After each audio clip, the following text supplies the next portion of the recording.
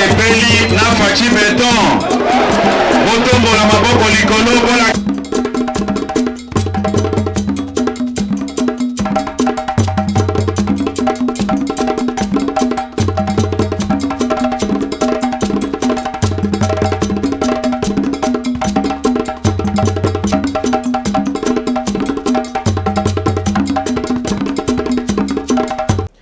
L'Est de la République en danger, mesdames, messieurs, bonjour. Boye malam une émission d'habitude politique au de la Maramutali, Mboka ya RDC, aux Alibongo, na ba enjeu politique et belé. Les autres zones a déjà na ngambu ya Est, ba massacre, ils allaient continuer ba provocation au Yubandeko ya M23, bazali toujours que le provoquer chef de l'État na ba décision na ya Zouaki. Mais avant de développer ce sujet d'habitude lelo.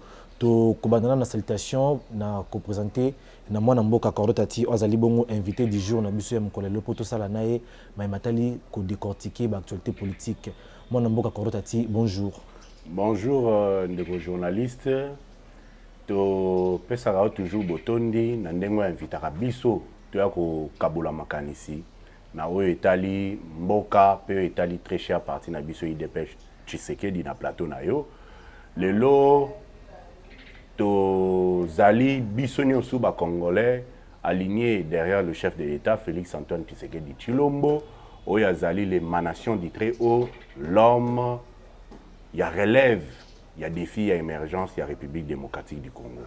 Si manae to moni bongo mingi ndeko honorable Augustin Kabuya Tshilomba, Oyo lelo Oyo a commis officiel pour na compte il y a parti na biso UDPS Tshisekedi ndeto pesi fructueux mandat na ba député nyonso ezala ba o ba nationaux tout comme pe ba provinciaux même aussi ba conseillers communaux o ba bimi na liste ya parti to ya ba mosaïque na biso to pesi bango mandat et là mubai ba ki to ko accompagner bango pona musala oyo tozala nango na parti na biso vision il y a le peuple d'abord.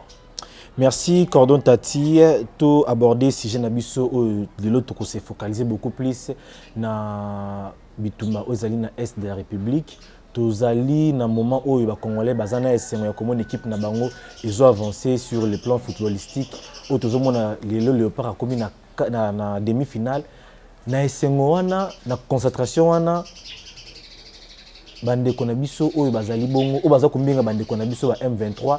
Bazo continuer toujours kotangisa makila ya ba Congolais na ko larguer ba bombe na ko linga kutu kokoma tina niveau ya kobotola ozali bongo ville ya Goma.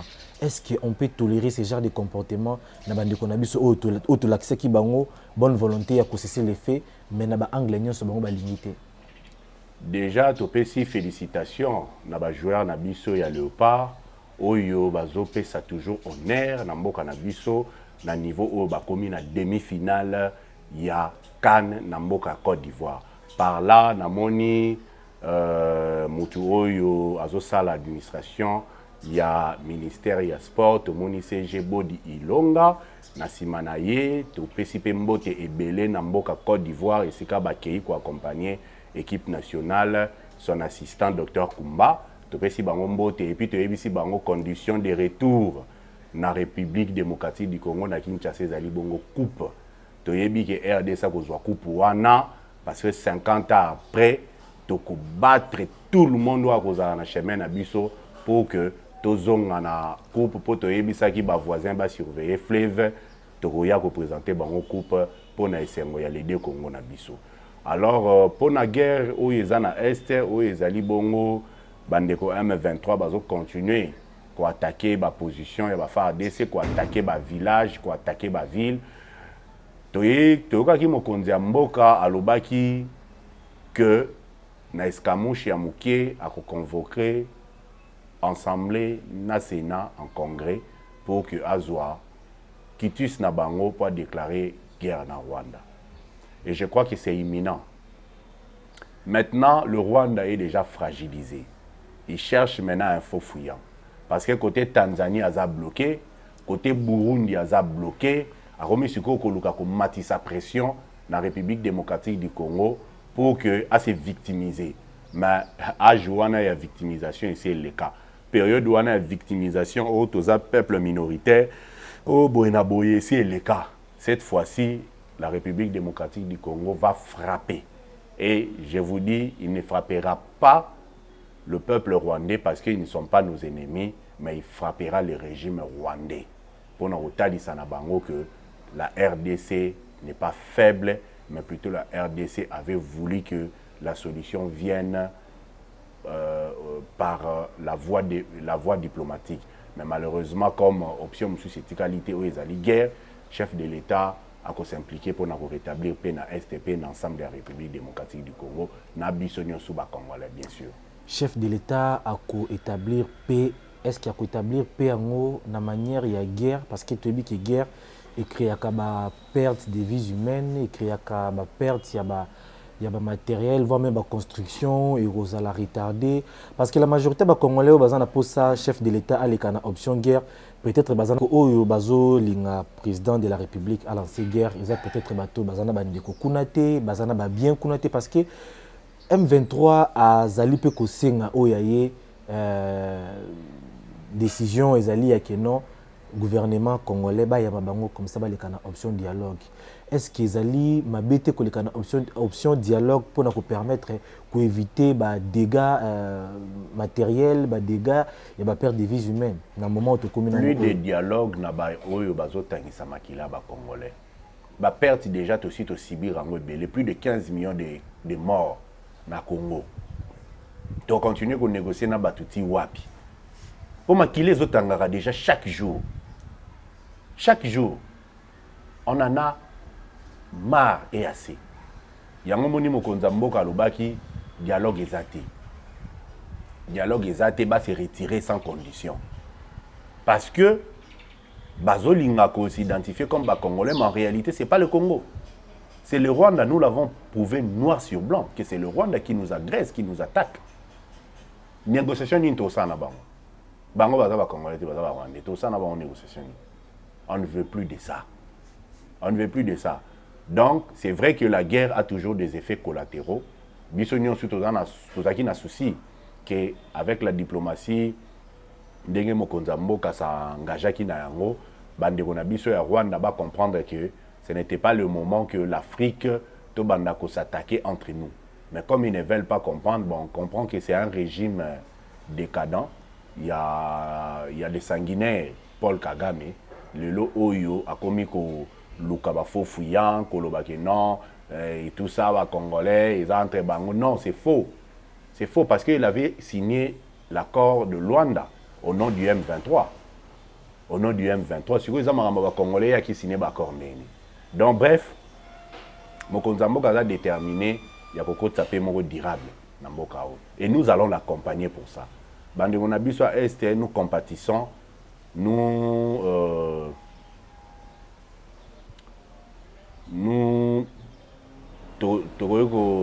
comment je peux dire ça, nous condamnons ça avec notre dernière énergie, Makambo Ezo Sale Makuna, mais la seule chose que nous pouvons leur dire, à la rassurer que la paix redeviendra à l'Est et ça sera d'une manière durable.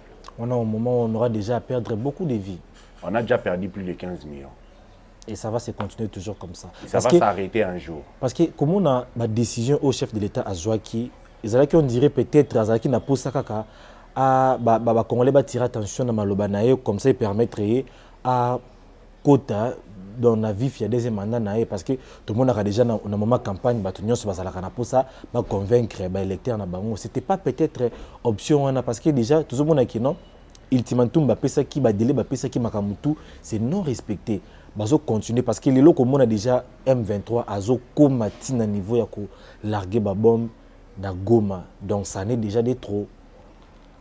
Oui, c'est vrai que le chef de l'État par rapport au premier mandat il était déjà arrivé fin mandat donc il ne pouvait plus déjà dans le 3 mois où il y a convocation et accord électoral, il était déjà démissionnaire, il ne pouvait plus engager la République démocratique du Congo dans forme quelconque. Mais maintenant là, qui est déjà à côté de la plénitude, je crois, à pouvoir naïe, parce que depuis l'investiture, il fallait 10 jours pour qu'à côté de la plénitude, il y a pouvoir naïe. Les 10 jours, je crois que ce sont déjà épuisés. Donc maintenant là, il peut engager le Congo na front pour aussi lisa makambo wana. Bon, le chef de l'État ne dit pas de choses par plaisir. Nous voyons en lui l'amour du Congo et des Congolais. C'est pour cela, Bisso, UDPS, Bisso, parti à Mosaïque, bien allié, tout ça déterminé cette fois-ci. En tout cas, il y a repésaillé l'énergie tout possible pour que Makambouana n'y soit à la régler une fois pour toutes. Merci Cordo Tati, tous allez qui bon la partie est automoni, massacre M23, ils allaient continuer. Faire d'essai, la autodéfense. Jusque là, on n'attend pas la autodéfense nae. Automoni qui peut bazalé no babima qui liboso pour na kobundela mamoteli territoire congolais, bango peut tous allez comment on dirait comme si bazali peut sous quoi agirte. Ils allaient que nombre effectif et quitté ou bien munitions matérielles, ils allaient sous-souter ou comment est-ce qu'ils allaient ba stratégie il y a qui ba benaba M23 ba kota profondément dans le camp congolais pour s'attaquer à bango ou bien les alliés makamususu. Ce qui fait ADC avant que la défense, mais je crois que Batouana héros bazar République démocratique du Congo Mobimba. On remarque que même Goma Koutunan bazuité parce que Tisiko faire des saisons contenir bango. Biso zaki na processus il a cessé les faits. Na bango auto signé qui na Kenya. On a voulu respecter ça. To babima de bango moko. To tiki mandoki et puis babandi ko bimana EAC ba GO ya roulé biso ndenga lobai que non ce ba biminga na occupé finalement to résilier contre na bango et nous-mêmes nous allons maintenant nous prendre en charge pour que paix ezala de manière durable na STA République démocratique du Congo. Merci Cordo Tati. Revenons na kati ya ville et province de Kinshasa oyo to lobela makambo etali mingi l'actualité politique où c'est ce qui s'est passé dans la ville province de Kinshasa. Tout le monde qui bongo déjà début à ouverture de l'Assemblée nationale où ma député Ebele se présentait qui pour ne siéger comme ça nini bakoki ko apporter la chef de l'État. Alors na député bazala qui invalidé au cours constitutionnel abengisa ki bango pour naba qui ne se justifier si réellement accusation nyonso oyo seni apporter sur bango ezali bosolo ou bien ezali lokuta wana to koyiba yango na mikolo elandi. Mais par rapport ya oyo bozali ko préparer, est-ce que bozali ko préparer changement ya constitution ou bien bozali ko préparer angle moko bien précis pour nako s'attaquer na mamotali social ba congolais ou bien to bele ba ka na partage ya gâteau na niveau ya Assemblée nationale? Bon, l'organe qui était habilité ou qui est habilité, il y a qu'à préparer l'élection, puis il y a qu'à rendre public les résultats provisoires et CENI. CENI a déclaré qui, en tout cas, pour la circonscription, où il y a qui n'a pas de problème, je crois que ce qui avait fait que tous les 477 députés, au bas qui proclamé élus. Mais il y a, je crois, avant-hier, aussi la circonscription où Etikalaki, ce qui a fait que l'UDPS a encore gagné plus de sièges. Que ce soit sur la liste de l'UDPS, toujours encore 4 députés. C'est une prophétie de Jean-Marc Kabound. Que ce soit dans la liste de la mosaïque, il y a une prophétie à Kabound. Je ne maîtrise pas ça, donc je ne peux pas m'engager là-bas. Et puis toujours là-bas, dans la mosaïque. Mais, et là, il y a des Congolais qui ont besoin de ça. Ils ont dit que malamu. Ce qui est la constitution, les autres que mboka na biso est boité. Ce qui est qu'on révise, il faut réviser. Je ne dis pas que biso to lobby que to réviser constitution. Mais to ça là nous suis malamu pour que mboka na biso qui est bien. Je prends un cas. To lobby là qui na loi électorale na biso makamba ba seuil. Mais que seuil wana en réalité ça fait plus de mal que de bien. Parce qu'au monde, on a 10 000 voix à l'équité, mais on a 1000 voix à l'équité. C'est vrai que ça, il y a qui pour et contenir pullulation, il y a des indépendants, il y a des partis politiques pour créer des plateformes de regroupement. Mais après analyse, est-ce que les locaux ont besoin pour nous avoir besoin? Les indépendants, les indépendants, donc les indépendants, ils ont les. Alors que si la population s'identifie à indépendant, il peut y 20 000 voix. Mais le roi c'est 21 000 voix, moins Moutouana les cas azaté. Mais Moutouana a 1000 voix, le roi va atteindre un regroupement à l'équipe. Tout ça là, ce sont des choses à réfléchir. Et qu'au tal, il y a quoi améliorer de manière à ce que Mbokeza na kimia pour tout le monde y a contestation. Tout le monde même ba tu ba bimiti na ba bala ba tumbi ba ne ba sali ba boye ba créer ba désordre. Tout ça là, c'est tout simplement parce que on s'est dit, j'ai travaillé, j'ai été élu, mais le voisin n'a pas eu plus de voix que moi, mais allez qui. Il faut corriger biloko wana nyonso. Et on trouve ça na ba député au ba kei na assemblée ba talana nous ba partage ba gâteau té ba intérêt na ba personnalité. Ba ta l'intérêt à mboka, ba ta l'intérêt à peuple congolais. C'est tout ce qu'on leur demande. Exactement. Mais koloba prophétie à moi na mboka Jean-Marc Kabound azali bon ko fête anniversaire na ye ezali que dernier point de presse à salaki devant caméra alobaki que ezali na complet au chef de l'état azali ko sala et bongo na organisation ya CENI pona babimisa majorité et ezala bongo na 300 quelques députés dans l'Assemblée nationale. Ezali bongo effectivement oyo esalemi na CENI déjà regroupement alliés au esalemi ya union sacrée les tout et kaka ndenge moko tous on était distraits à quoi prendre eloko wana mais kozongi la vidéo oyo Jean-Marc Kabound lobaki na makambo wana on trouve que non c'est comme si c'était déjà un plan bien préparé pour la réalisation wana. Les journalistes sont trop étonnés parce qu'ils ont affirmé biloko ils ont vrai population ils ont à la biso. Au lobby que Jean-Marc Kabound a lobby qu'il fallait coup d'état ce qui nous a lobby on a pour que biso soit plus de 300 députés. Mais est-ce que IDPS a plus de 300 députés? Bah regroupement au Mosalaki. Non, même dans la mosaïque na biso on n'a pas plus de 300 députés. Parce que avant tozaki na IDPS et mosaïque na biso on a 154 députés. Si ko loga ba baxeli biso 4. Il y a ba circonscription électorale au ba publier quitté. Ezaki na ba circonscription ba publier quitté. Pour ba publier qu'à 477 députés. Et c'est là qu'il fallait ba compléter pour le 23 je crois restant si je ne me trompe pas. Ba publier na 23 wana IDP c'est baxi 4 na ba mosaïque je ne maîtrise pas celui to baxi combien. Mais on est autour de si c'est trop je pense 160 députés. Ce que ils ont affirmé que 300 députés au Kabound Lobaki Bandoko Kisama. Non, c'est faux. Il ne faut pas que le message soit destiné à la population. Et d'ailleurs, loi électorale n'a pas formule actuelle. Ils ont empêché que partis politiques ou bien regroupement politique azalana majorité yemoko. Aucun parti politique peut avoir 250 députés. Aucun. Même pas regroupement politique. Aucun. Selon la loi électorale.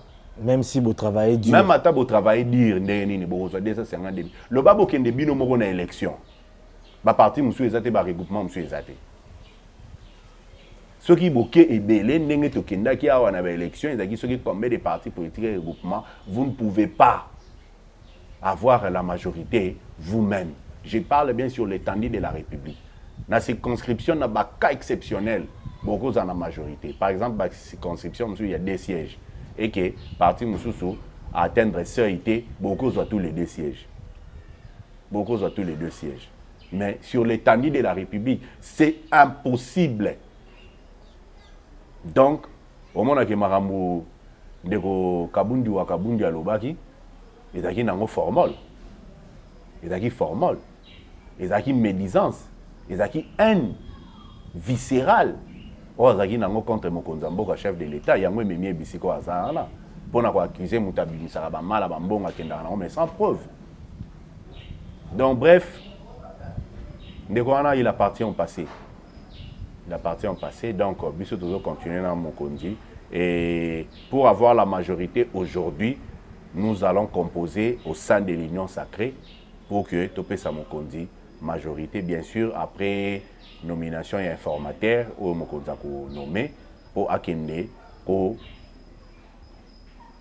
identifier majorité nakati Assemblée nationale.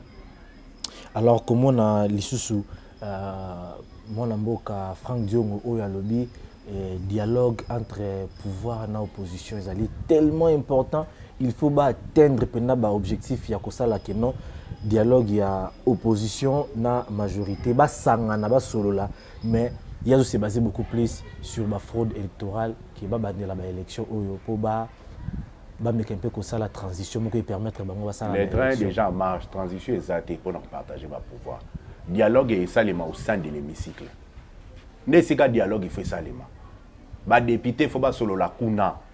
Nakati Assemblée nationale, ba sénateur il faut pas solo la kuna. Ndé ngozo pesa susu mwana mboka chama kabuni pouvoir ya kolobake non.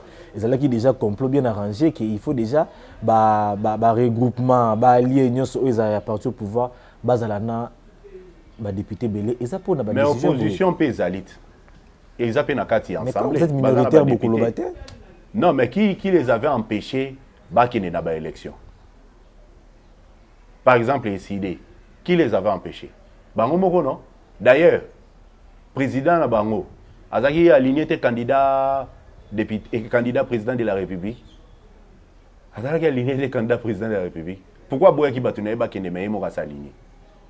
Donc au moment ki batuna bazaki préparer té na ba élection, bazaki préparer na contestation.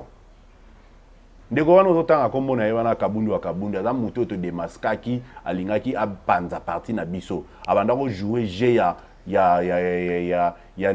Katumbi. Oya liaki mbongo na ye. Ayaki na mission na kati ya UDPS. A échoué. Cible les a raté. Biso toko composé na ba oyo bazali na kati ya assemblée parce que c'est là où se fait le dialogue. Toko sala ba tractation, toko pesa mokonzi majorité na simana yango toko za primature oyo ezali un droit constitutionnel pour lui de pèse parce que tu as la première force politique au sein de l'hémicycle. Pas majoritaire seul, mais avec les autres, nous serons majoritaires. Le maire élit de son fief, Mwanamboka Matata Mponyo, Premier ministre. Matata Mponyo, Premier ministre. Il y a wapi? Il y a gouvernement, il y a deuxième gouvernement. Pas un mot à Bukanga Lonzo, à qui on a l'université. Mais comment on a déjà dans le projet Pas un sous papa. Bon, on m'a sangoué boti université. Tala, boti ko distraire biso. Boti ko distraire biso. Bon, s'il a été élu, meilleur élu na fief naé, bon, nous savons aussi que les élections en Afrique, c'est un fait sociologique. Il faut aussi prendre ça en compte. Mais on va une question un peu stupéfait, mais non, en tout cas, je te dis que c'est impossible. Et au Salématé, il est député national avant d'Akuna na hémicycle à faire entendre voix à opposition. Premier ministre sortira de l'union sacrée et particulièrement de la première force politique au sein de l'Assemblée nationale, c'est l'UDPS. Il n'y a pas de débat. Il n'y a pas de débat. Nous avons l'équipe de nos députés. Pourquoi que nous avons Premier ministre? Ah, papa. Comme on a eu bien et soninga makasi na matoi donc. Namoni en tout cas namoni ba gaz, namoni ba mbangu, namoni ba incarcération, ba arrestation arbitraire. Oh nous sommes sala na ba congolais. Donc pas si caca, mais Tolimbisaï. Tolimbisaï c'est que la justice va poursuivre pour na makamotali biloka babukanga Lonzo. Je pense que cette fois-ci batiki na bango ya te bisonné ngai bien aloba particulièrement personnellement ou bien peuple congolais Tolimbisaï. Mais justice est à moussa nango ya osala. Ils ont dépendre de la justice est indépendante. Ce qu'ils ont reproché, fait, à répondre devant la justice. Mais dans mon thème, mais la justice dédiée, il y en a. La justice dédiée, il y en a. Merci Cordo Tati. Tozali bongo na moi oyo toza se souvenir na les 5 Etienne Tshisekedi, bien qu'il ait déjà le 1er février, mais tozali qui peut n'attendre ukuta na te poto solo la makambo yango. Qu'est-ce qu'on peut retenir dans la politique? Il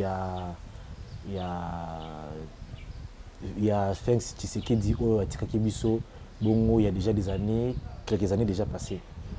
Oui, effectivement, le 1er février, ezalaki 2024, ezalaki mukolo yo biso IDPS, biso ba démocrate biso la population congolaise et le peuple congolais dans son ensemble, to commémoraka la mort du sphinx des res mémoire, Dr Etienne Tshisekedi Wamulumba.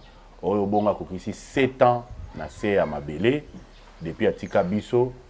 Yango moni, tozwaki occasion, au babengisaki biso na chaîne moko de la place, nous avons parlé de ce sujet le 1er février.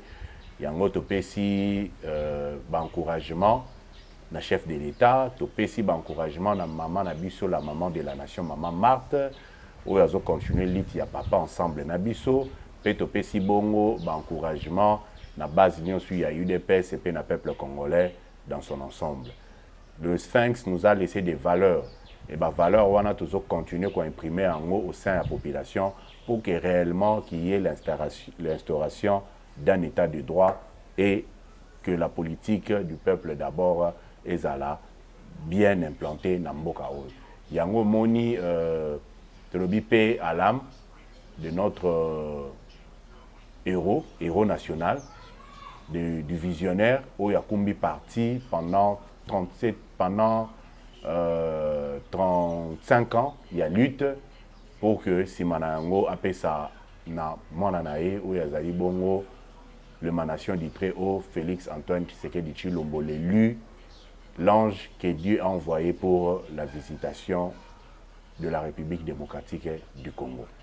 Donc, Bandeko, tout élément, tout imprimé marque wana ba valeur wana papa tikela yibiso poto tambusa mboka na biso RDC. Est-ce qu'on peut dire que politique il y a Tshisekedi les pères né les fils est cohérente ou bien fait en réalité est beaucoup plus na il y a Tshisekedi les fils? En fait, le père avait une politique oyo biso na kati ya parti Tolobaka. Il avait imprimé le tshisekedisme par ma valeur au Sotoyebi, par son franc-parler, par ma orientation, par le relèvement de la conscience de la population congolaise pour bannir la paix. Mais aujourd'hui, tout ça. Martin Fayulu Salaka. Voilà, ça la kawaneza politique ya papa Etienne. Voilà, la politique ya haine. Mais le lot, tout ça Félix Antoine Tshisekedi Tshilombo, qui a le tshisekedisme en lui, mais il a ajouté une note particulière de Félix Antoine. Il y a un moment le lot, tout ça bien politique, il y a Fachi, le fachisme, qui a le tshisekedisme. Nakati, parce que Fachi est Zachi, Tshisekedi, et puis Fa est Félix Antoine. Il y a un bien fachisme. Ça veut dire que, dans une note moko un peu particulière, où vraiment, moi je me dis que Zaraka, l'ange qui est en lui, qui est en train de travailler, il est en train de jouer, beaucoup le pensent, j'ai Kizengi.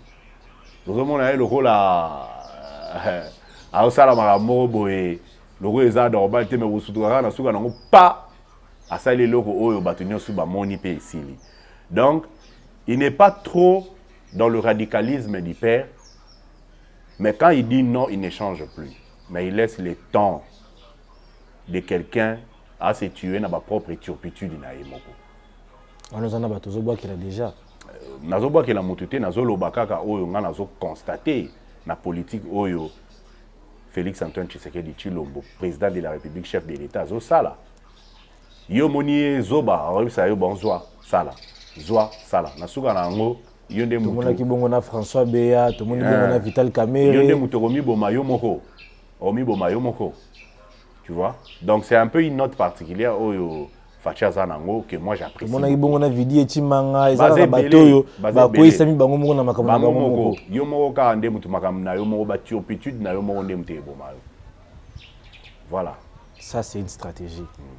Merci Cordo Tati, nous sommes arrivés à la fin de cette émission. Mot de la feuille entretien Nabiso na numéro na yo. Voilà, déjà pour le mot de la fin, tu es ici combattants et combattants nyonso, il y a eu des PES.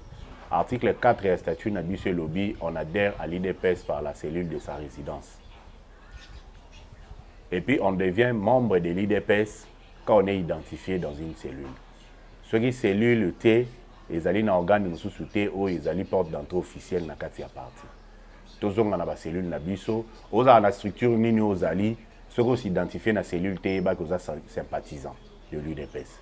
Chaque dimanche na 15h na ville province ya Kinshasa bacellule nyonso ekotaka ya UDPS mpona kosola mayo etali parti na biso mpe etali mboka bokende na bacellule bokende kosidentifie bokende po bientôt la bakarte kozala produite mpona intérêt ya base na biso yango napesi mbote na bandeko baprésident cellulaire nyonso esika bazali na collectif ya baprésident cellulaire ya ville province ya Kinshasa ya Goma ya Lubumbashi be bisika nyonso to bacollectif déjà esanganaka topesi bango mbote ebele mpe napesi baencouragement nayesi bango ke 2024 eza année ya baenjeu politique ya makasi tozala distraité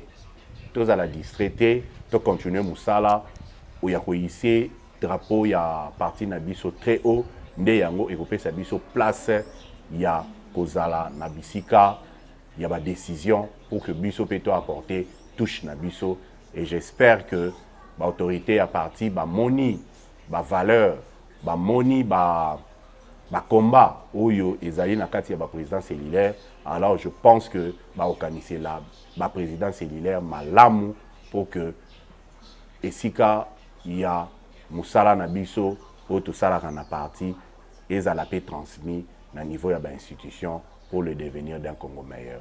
UDPS Viva numéro na biso ezali plus 243 81 57 82 716 plus 243 81 57 82 716 et si vous avez besoin de sa suggestion, sa conseil, tokoyamba yango na esengo mingi sinon botika la malamu continuez à regarder, à liker, à partager Nouvelle République parce que c'est la meilleure chaîne, le reflet de l'actualité congolaise. Merci. Merci.